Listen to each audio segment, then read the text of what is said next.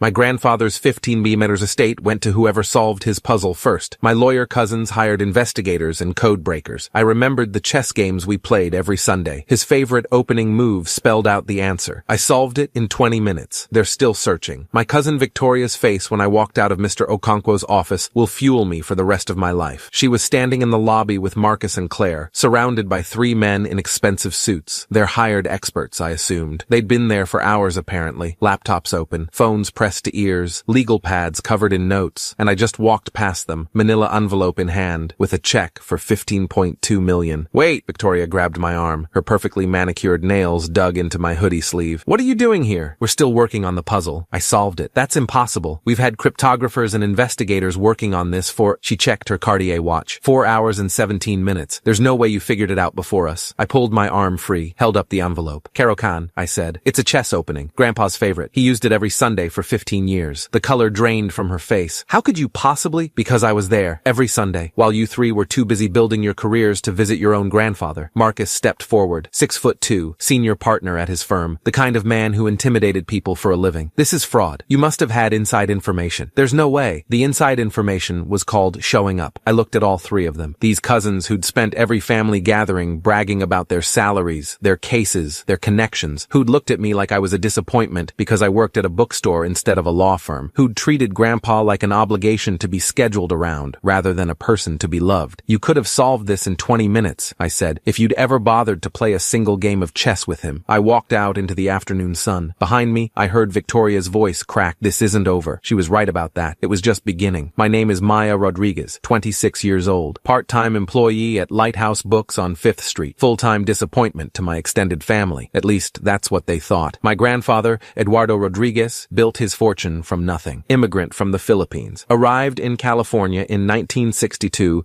with $40 in his pocket and a degree in engineering that American companies didn't recognize. Worked as a janitor for 3 years while he got recertified. Eventually started his own construction company. Built it into a $50 million empire before selling in 2008. He was the American dream personified, and his grandchildren, my cousins, had inherited his ambition, if not his humility. Victoria was the oldest, 34, corporate attorney at Morrison & Associates, $380,000 a year plus bonuses. She had a corner office, a Tesla, and a personality that could freeze water at 50 paces. Marcus was next, 32, senior partner at his own boutique litigation firm. He'd made the 40 under 40 list in the legal journal 3 years running. Never let anyone forget it. Claire was 30, tax attorney, quieter than the other 2, but just as ruthless. She'd found loopholes that saved her clients millions while regular people struggled to pay their bills. And then there was me, the youngest, the one who didn't go to law school, the one who got a degree in English literature and then, horror of horrors, actually used it to work with books instead of making money. My family gatherings were exercises in condescension. Still at the bookstore, Maya? That's nice. Have you thought about going back to school? It's not too late to do something with your life. Your grandfather must be so proud, said with a smile that meant the opposite. But here's what they didn't know. While they were climbing ladders and billing hours and accumulating the trappings of success, I was spending every Sunday afternoon at Grandpa's house, playing chess. It started when I was 11. My parents had just divorced. Ugly, bitter, the kind of split that turns children into weapons. I was shuttled between houses, caught in the crossfire, drowning in a war I didn't understand. Grandpa noticed. Come, he said one Sunday when the whole family was gathered for his birthday. Everyone else was in the living room, drinking wine, talking about themselves. I was in the corner, trying to be invisible. He led me to his study, closed the door, sat me down across from a chessboard I'd never noticed before. Do you know how to play? I shook my head. Then I'll teach you. That afternoon, while the adults networked and the cousins compared accomplishments, I learned the basics of chess from a man who'd been playing since before my parents were born. Come back next Sunday, he said when it was time to leave. We'll play again. I did, and the Sunday after that, and every Sunday for the next 15 years. Those afternoons were sacred. We didn't talk about my parents' divorce. We didn't talk about my grades or my potential or what I was going to do with my life. We just played chess and talked. Grandpa told me stories about the Philippines, about his childhood during the war, about coming to America with nothing and building everything, about the wife he'd lost to cancer in 1998, the love of his life, gone too soon. He told me about regret, about the things that matter and the things that don't, about how success isn't measured in dollars or titles, but in the moments you show up for the people who need you. Your cousins, he said once, moving his bishop across the board, they think I'm proud of their careers. And I am. But careers end, titles fade, money gets spent. He captured my night, smiled that quiet smile. What lasts is the time you give, the presence you offer. That's the only currency that matters. I didn't didn't fully understand it then, but I felt it. Every Sunday, sitting across from him,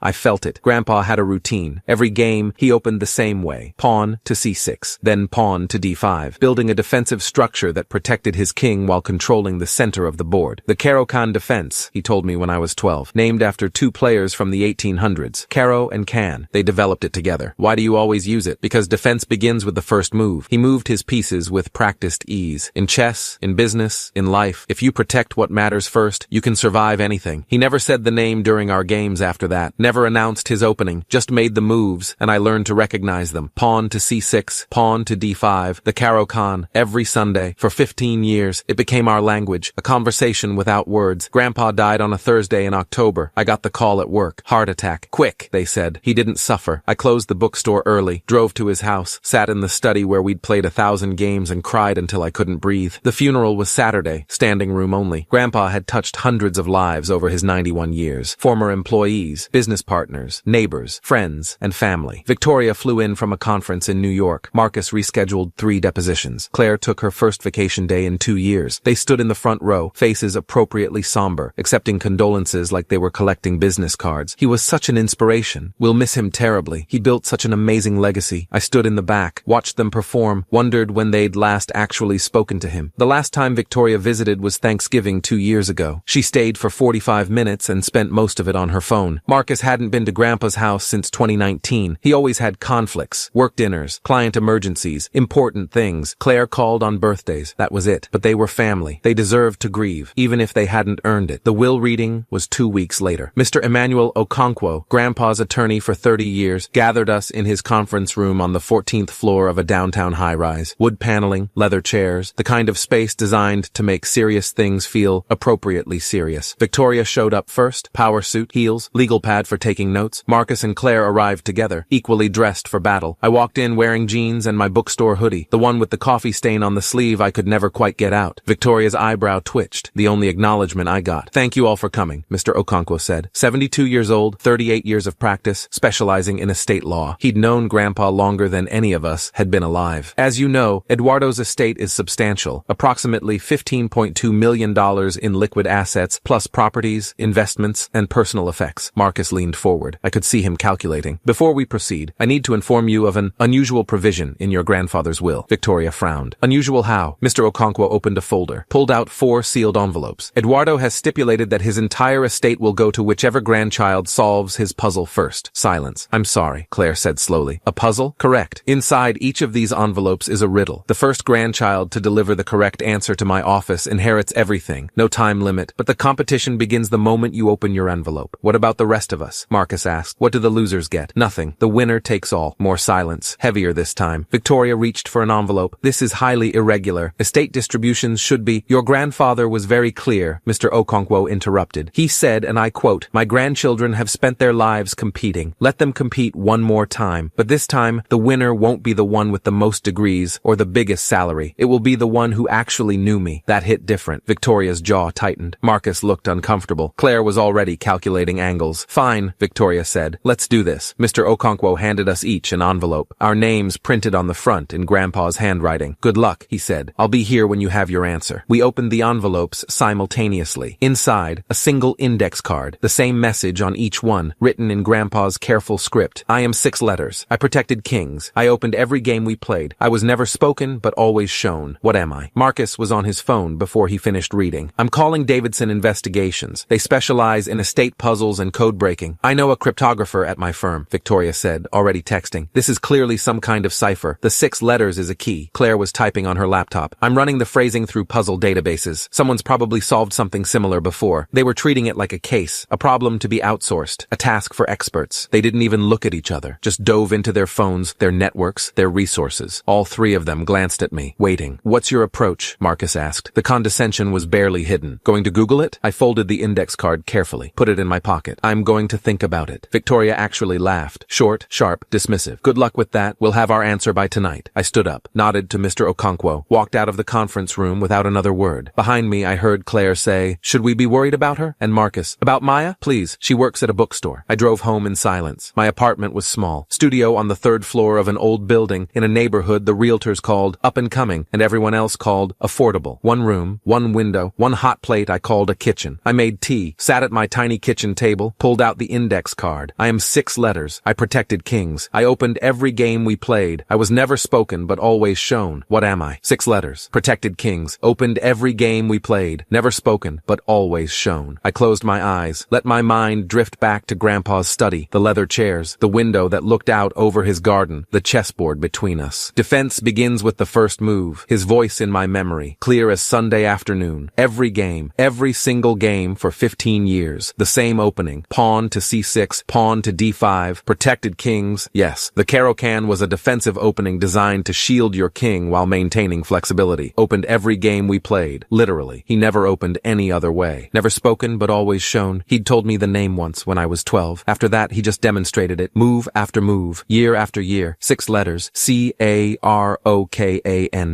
Wait, that was 8 letters. I frowned. Counted again. C-A-R-O-K-A-N-N. 8. But the riddle said 6. I thought harder. Grandpa was precise. Every word mattered. Then it hit me. The opening wasn't Caro-Kann. Not to him. It was the move. The first move. The one that started the defense. C6. No, that was only 2 characters. I grabbed a pen. Started writing. The defense. The name. What was the core? Caro-Kann. No. Wait, maybe it was simpler than that. I was overthinking it. Grandpa hated overthinking. The best moves are the simplest ones, he always said. Don't complicate what doesn't need to be complicated. The answer wasn't cryptographic. It wasn't a code. It was just a name. Caro-Kann. 6 characters if you counted the hyphen. But that wasn't right either. I sat back, took a breath, let the puzzle breathe. Never spoken, but always shown. He never said the name during our games, just made the moves. The moves told the story. What if the answer wasn't the name of the opening? What if it was something else? I thought about everything Grandpa taught me. Every lesson, every aphorism. Defense begins with the first move. Protect what matters first. The Caro-Kann is patient. It doesn't attack. It waits. It builds. It endures. Endures. Wait. He used that word a lot. About the opening. About life. About love. Endure the hard times. Build your foundation. The attack will come, but if you've defended properly, you'll survive. Endure. 6 letters. No, that wasn't a chess opening. I was overcomplicating this, going down rabbit holes, doing exactly what my cousins were probably doing right now, treating it like a puzzle to be decoded rather than a message from someone who loved me. I looked at the card again. I am 6 letters. I protected kings. I opened every game we played. I was never spoken, but always shown. The answer had to be something Grandpa and I shared. Something from our Sundays. Something personal. I opened every game we played. The opening, the defense, the move, Caro-Kann. No, defend, 6 letters. But that wasn't the name. I was going in circles. Then I remembered something. Grandpa didn't call it the Caro-Kann most of the time. He had his own name for it. A nickname he used when teaching me. This is my shield, he'd said when I was 11. Every king needs a shield. This opening is mine. Shield. 6 letters. But that wasn't right either. Too generic. Mr. Okonkwo would need something more specific. I stood up, paced my tiny apartment, looked at the chessboard on my bookshelf, the one Grandpa gave me when I turned 10. The pieces were still arranged in our last game, the one we'd played 3 weeks before he died. I couldn't bring myself to reset it. His queen was positioned aggressively. My king was trapped in the corner. He'd been about to checkmate me. He always won, except the times he let me win, which I could always tell. I stared at the board, and then I saw it. His opening position. The pawns at c6 and d5. The classic Caro-Kann structure. 6 letters. Caro-Kann. Wait, Caro-Kann. If you removed the hyphen, if you combined the names. Caro-Kann. 7 letters. No, but what if you didn't use both names? What if you just used one? Caro. 4 letters. Can. 4 letters. Neither worked. I sat back down, pulled out my phone, searched Caro-Kann defense 6 letters. Nothing helpful. Searched Caro-Kann variations. A Wikipedia article. Different lines, different names. And then I saw it. One of the main variations was called the classical variation. Clask. No. Another was called the advance variation. Advance. No. Then Karpov variation. Karpov. 6 letters. But that wasn't Grandpa's style. He didn't play the Karpov variation. He played the classical line. I kept reading, and then I found it. The defense itself. The core structure. The technical name for the pawn formation. Caro formation. Caro form. No. I was losing my mind. I set down the phone, picked up the index card. I was never spoken but always shown. He never spoke the name. But he always showed the move. The first move of the Caro-Kann defense is c6. Pawn to c6. c6. 2 characters. But what if Grandpa wrote it differently? In some notation systems, c6 is written as pc6, or just c6. But there was another way to write it. An older way. Descriptive notation. In descriptive notation, the move would be written as, I grabbed my phone again, searched Caro-Kann descriptive notation, PQB3. No, still not 6 letters. I was officially overthinking this. I took a breath, closed my eyes. What would Grandpa want? Not complexity, not codes, just me, remembering, understanding. I protected kings. The Caro-Kann protects the king. I opened every game we played. The Caro-Kann opened every game. I was never spoken but always shown. He showed me the Caro-Kann through moves, not words. I am 6 letters. Caro-Can. No, wait, I counted on my fingers. C-A-R-O-K-N. 6 letters. Caro-Can. Not Caro-Can, with 8 letters. Caro-Can. Without the second A and without the hyphen. But that wasn't how you spelled it. Unless Grandpa was testing whether I'd been paying attention. Not to the name, not to the spelling, to him. When Grandpa wrote things down, he had a habit, a quirk. He compressed words, removed unnecessary letters. Why write more than you need, he'd say. The meaning is what matters. Caro-Can. His version, his shorthand, his way of writing it. I'd seen it in his notes, in the margins of his chess books, in the labels on his old game records. Caro-Can. 6 letters. That was the answer. I called Mr. Okonkwo's office. Rodriguez and Associates, how may I help you? This is Maya Rodriguez. I need to speak with Mr. Okonkwo. I have the answer to my grandfather's puzzle. Pause. Already? I'll transfer you. Click. Hold music. Then, Maya, this is Emmanuel. You have an answer? Caro-Can. It's Grandpa's shorthand for the Caro-Can defense. The chess opening he used every Sunday. Silence on the line. That's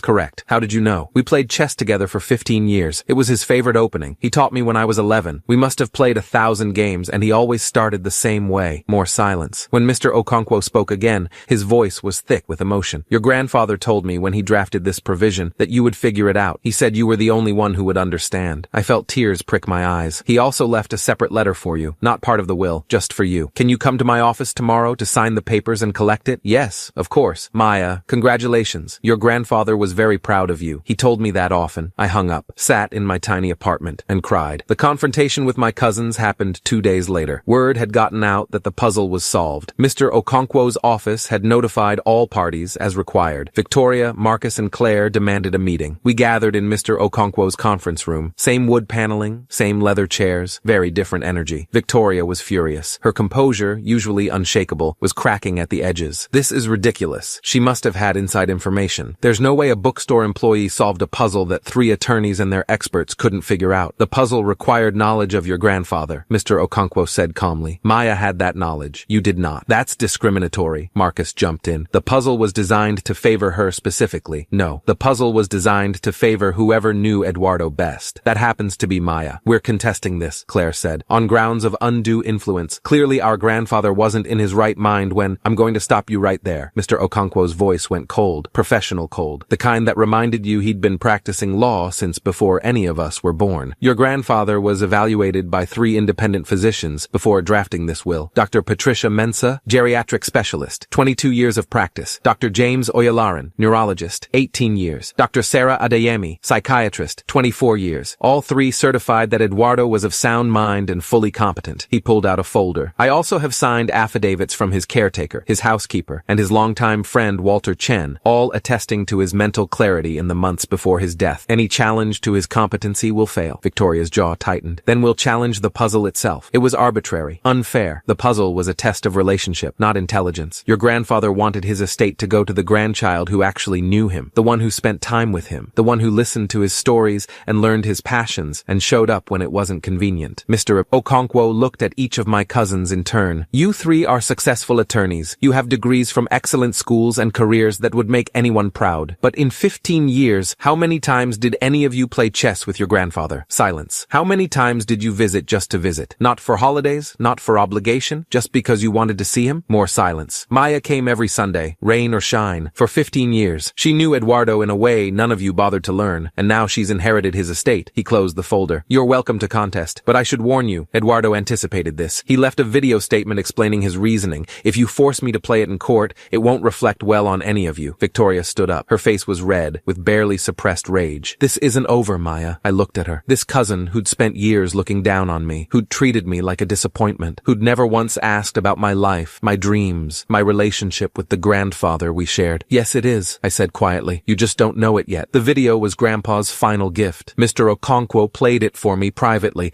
after my cousins left. Grandpa sat in his study, the same study where we'd played 1,000 games, looking directly at the camera. Maya, if you're watching this, you solved my puzzle. I knew you would. His voice was thin but strong, the voice I'd grown up with. Your cousins will be angry. They'll say it's unfair, that I favored you, and maybe I did. But favor isn't given for no reason. It's earned. He smiled, that quiet, knowing smile. You came every Sunday, for 15 years, while everyone else was too busy, too important, too focused on their careers. You sat across from an old man and learned his stories. You let me teach you chess. You let me feel useful. His eyes glistened. Do you know why I always opened with the Caro-Can? Because it's a defense. It protects what matters before attacking what doesn't. That's how I built my business. That's how I live my life, and that's what I tried to teach you. He leaned forward. The money isn't the inheritance, Maya. The money is just money. The real inheritance is what I taught you. The patience, the presence, the understanding that showing up is more important than showing off. He sat back. Use the money wisely. Build something. Help people. And if your cousins ever want to know why they lost, tell them the truth. They could have had this too. All they had to do was show up. The video ended. I sat in that conference room for a long time, and for the second time in 2 days, I cried. The lawsuits came, as expected. Victoria filed first. Undue influence, lack of capacity, unfair advantage, every angle she could think of. Marcus followed with his own challenge. Claire joined as co-plaintiff. The legal battle lasted 8 months. In the end, they lost. Completely. Judge Amara Okafor, probate court, 27 years on the bench, ruled in my favor on every count. The decedent's wishes were clear, legal, and competent, she wrote in her decision. The plaintiff's argument essentially boils down to a complaint that their grandfather favored a grandchild who actually spent time with him. The court finds no legal basis for that complaint. People are allowed to reward love with love. The ruling made the news. Local paper first, then picked up nationally. Granddaughter wins $15 million after solving chess puzzle. Made for good headlines. My cousins' names were in all the articles. Their law firms' names. Their failed challenges. Victoria's partners were reportedly concerned about the optics. Marcus's boutique firm lost 2 major clients who didn't want to be associated with someone who sued their own family over a will. Claire requested a leave of absence that became permanent. They'd spent 18 months and over $400,000 in legal fees trying to take something that was never theirs. All they had to do was show up. It's been 2 years now. I don't work at the bookstore anymore. Instead, I own it. Bought it from the retiring owner with a small portion of my inheritance. I also funded a scholarship program in Grandpa's name, the Eduardo Rodriguez Foundation for first-generation college students. We've helped 47 kids so far. Next year, it'll be more. The rest of the money is invested, growing, waiting for the right opportunities to do more good. I still play chess every Sunday, not at Grandpa's house. That was sold, as he'd requested, with proceeds going to charity. But I found a chess club downtown. Older players mostly. Retired businessmen, former professors, people who remember when games were played in person instead of on screens. We drink coffee, tell stories, move pieces around boards, and I always open the same way. Pawn to c6, pawn to d5, the Caro-Kann defense.